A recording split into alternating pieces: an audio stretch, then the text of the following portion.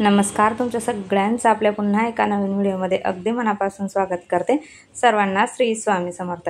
तुमचा सगळ्यांचा आजचा दिवस खूप छान आनंदाचा आणि आरोग्यदायी जावो अशी स्वामीच्या चरणी प्रार्थना करते आणि आजच्या व्हिडिओला सुरुवात करते। तर आता साफसफाईचा शेवटचा दिवस होता, म्हणजे हरतालिकेचा एक दिवस अगोदर। तर बेडशीट वगैरे जे सोफ्याची कवर होते ना, ते मग मी शेवटच्या दिवशीच धुवून घेतलेली होती सकाळी। कारण म्हटलं एक दोन दिवस अगोदरच आपण सोफ्याची कवर जी आहेत ती शेवटी सगळी साफसफाई वगैरे झाल्यानंतर आपण साफ करूयात असं मी आधी ठरवून घेतलेलं होतं। तर मग आज संपूर्ण साफसफाई वगैरे जी होती ती माझी कंप्लीट झालेली होती। बाकीची थोडीफार जी काही होती ती आवरून घेतली। फक्त देवांची भांडी वगैरे जी काही घासायची आहेत ते तेवढीच फक्त राहिलेली आहेत। ते आता बघू, आता पुढच्या उद्या वगैरे होऊन जाईल ते पण। तर आज ना व्हिडिओ जरा उशिरा येत आहे, कारण का तर हरतालिका असल्यामुळे मग पूजा वगैरे म्हटलं तर मग मला थोडा उशीरच झाला संपूर्ण पूजा वगैरे होईपर्यंत। त्यामुळे आज व्हिडिओ तुम्हाला उशिरा येत आहे। तर सगळ्या माझ्या ताईंना हरतालिकेच्या खूप खूप खूप साऱ्या शुभेच्छा। आणि त्यानंतर मग मी ठरवलं होतं की आता बाल्कनी जे आहे बरेच दिवस झाले धुतले गेलेली नाही आहे। तर आणि तितका वेळ पण नव्हता, खूप घाई होती। पटकन एक बादली पाणी वगैरे जे होतं ते टाकून दिलं आणि शेवटी ही जी बाल्कनी होती ना तिचं पण काम म्हटलं आज मोडूनच घेऊया। तर आज संपूर्ण जो आहे तो साफसफाईचा शेवटचा दिवस आहे म्हटल्यावर एक बादली पटकन पाणी टाकलं आणि खराट्याने व्यवस्थित अशी बाल्कनी जी होती ती स्वच्छ करून घेतली पटकन। आणि बाहेरचे जे माझे दरवाजावरचे तोरणं वगैरे जे काही फुलं वगैरे जे होते ना ते धुवायचे तेवढे राहून गेलेले होते। तर ते आता पटकन बादलीमध्ये पाणी घेतल्यानंतर त्याच्यामध्ये जे माझं लिक्विड आहे कपड्यांसाठी वापरते ते घातलं थोडंसं। आणि हे तर काय लगेच स्वच्छ होऊन जातात, त्यांना काय जास्त वगैरे हे नाही। फक्त आपण साधं आपलं डिटर्जंट वगैरे टाकलं पाण्यामध्ये आणि त्याच्यात व्यवस्थित असं त्यांना धुवून घेतलं ना तरी पण स्वच्छ निघून जातात। तर आता हे शेवटचं काम जे होतं ते आवरून घेते, म्हणजे सुकून जातील संध्याकाळपर्यंत सगळं जे काही आहे ते, आणि उद्या सगळं व्यवस्थित लावता येईल मग। आणि आता कसं सगळे सणवार असल्यामुळे जरा घाई गडबड जी आहे ती चालू आहे।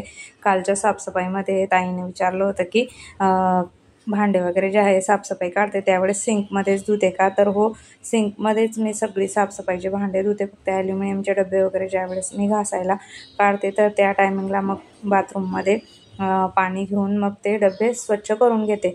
तर बाकीची साफसफाई मात्र मी इथेच करत असते आपल्या सिंकमध्येच, कारण जास्त करून उभं राहूनच काम करण्याची सवय होऊन गेलेली आहे। त्यामुळे मग बसून वगैरे इतकं पटापट जमत नाही जेवढं उभं राहून काम करायची सवय पडलेली असल्यामुळे।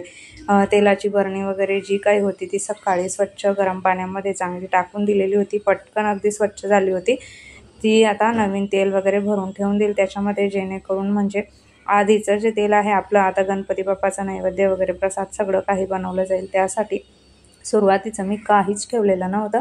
जे काही होतं ते सगळं स्वच्छ करून नवीन त्याच्यामध्ये मला भरून घ्यायचं होतं।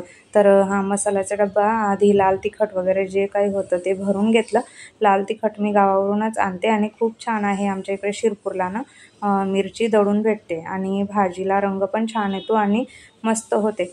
तर तिकडनंच मी आता गेले 2 वर्ष झाले आमच्या आई मला लाल तिखट जे आहे ते पाठवून देतात। आणि धण्याचं पावडर पण यावर्षी गावाला उन्हाळ्यामध्ये गेलेली असल्यामुळे जरा जास्त आहे माझ्याकडे, म्हणजे सासूबाईंनी पण दिलं आणि माझ्या आईने पण दिलं। ज्यावेळेस तिकडनं नाही भेटलं तर मग इकडनं आपण आणून करून घेते मी, धने थोडेसे भाजून वगैरे त्याची पावडर जी आहे ती तयार करून ठेवते।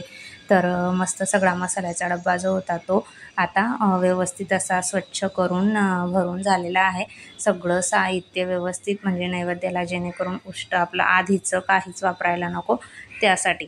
तर मसाल्याचा डबा पॅकिंग झाल्यानंतर हे सगळं साहित्य आणलेलं होतं सिद्धीच्या पप्पांनी, तर ते सगळं एका डब्यामध्ये आता व्यवस्थित असं भरून ठेवते, जेणेकरून ज्या वेळेस मला याची गरज पडेल त्यावेळेस शोधाशोध होणार नाही। एका डब्यामध्ये जर भरून ठेवलं तर मग आपल्याला शोधायला जड पण जात नाही आणि पटकन वस्तू सापडते। त्यासाठी फरसाण वगैरे जे काही आहेत, वेफर्सचे पाकिट आहेत, काही चिवड्याचे पाकिट आहेत ते, आणि छोटे छोटे समोसे, हे कोणी आलं वगैरे तर मग जेवणासाठी नसेल तर मग नाश्त्याला देता येईल म्हणून तर मी पिशव्या आणून ठेवलेल्या आहेत पॅकिंगवाल्या। जर कोणी नाश्ता इथं घरी नाही केलं तर मग ह्या दिवसांमध्ये तर कोणाला जातच नाही इकडे तिकडे आपण गणपतीला गेलो तर हे गोडधोड वगैरे खाण्यामध्ये, त्यासाठी मग मी ते पिशव्यांमध्ये दिलं म्हणजे आपल्याला पण टेन्शन नाही. त्यासाठी आता त्या पिशव्या आणलेल्या आहेत. आणि हे जे आहे ह्या 100 रुपयाला मला असं वाटतं 7 भेटलेले आहेत, तर ते डेकोरेशनसाठी आणलेलं आहे.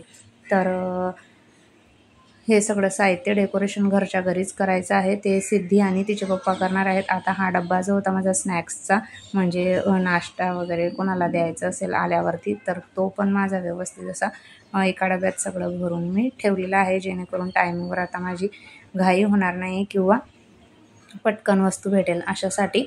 आणि त्यानंतर पीठ दळून आणलेलं होतं गव्हाचं, तर ते आता त्याच्यामध्ये भरून ठेवते. पीठ पण मी आधीचं जे होतं ते सगळं संपवलं. ह्या 2-3 दिवसामध्ये थोडंच होतं माझं राहिलेलं. आणि आता नवीन पीठ दळून आणलेलं आहे. हे आता इथून पुढे मला आता नैवेद्यासाठी वगैरे वापरायला होईल, म्हणून सुरुवातीचा आधी पूर्ण संपवलं आणि मग मी नवीन जे गव्हाचं पीठ आहे ते दळून आणलेलं होतं ते आता इथे भरून घेते. सणवार सगळे असल्यामुळे सगळ्याच ताईंची घाई गडबड असेल. तुमची पण मला असं वाटतं अशाच पद्धतीने माझ्यासारखी धावपळ वगैरे जी आहे ती चालूच असेल. आणि बऱ्यापैकी जी आपली साफसफाई म्हणा किंवा तयारी ती पण तुमची होण्यामध्ये आलीच असेल असं मला वाटतं. तर खोबरं जे आहे ते पाण्यामध्ये थोडा वेळ टाकून दिलं मी, कारण की पाण्यात टाकून ठेवल्यानंतर मग त्याला व्यवस्थित स्वच्छ जर पुसून खोबरं बारीक करून घेतलं किसणीने, तर मग पटकन किसलं जातं. त्यासाठी थोडा वेळ पाण्यात त्याला टाकून ठेवलं आहे. आणि धुवून पण होतं, मग ते स्वच्छ होऊन जातं. तर आता ते होईपर्यंत मग मी इकडे शेंगदाणे भाजून घेत आहे. कूट वगैरे जर करून ठेवला शेंगदाण्याचा, तर मग कधी कशामध्ये आपल्याला लागला वगैरे तर त्या टायमिंगला पटकन करायची गरज नको, म्हणून करून ठेवते हाताशी. आणि काजू बदाम वगैरे जे काही ड्रायफ्रूट्स आहेत ते पण मिक्सरमध्ये बारीक करून घेते. गोडधोडाचं काहीतरी बनवणं होतंच सणवार असले म्हणजे.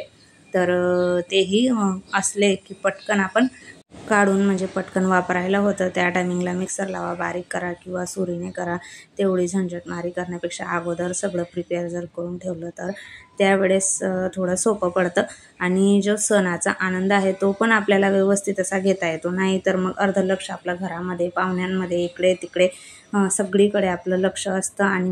आणि हे सगळं जर वेळेवरती तयार असलं तर त्या गोष्टींना तेवढा टायमिंग आपल्याला त्यावेळेस द्यायची गरज पडत नाही. खोबरं जे वाट्या जेव्हा मी पाण्यामध्ये ठेवलेल्या होत्या त्या पण भिजलेल्या होत्या. आता स्वच्छ करून घेते आणि त्याचा किसून घेणार आहे किसणीने.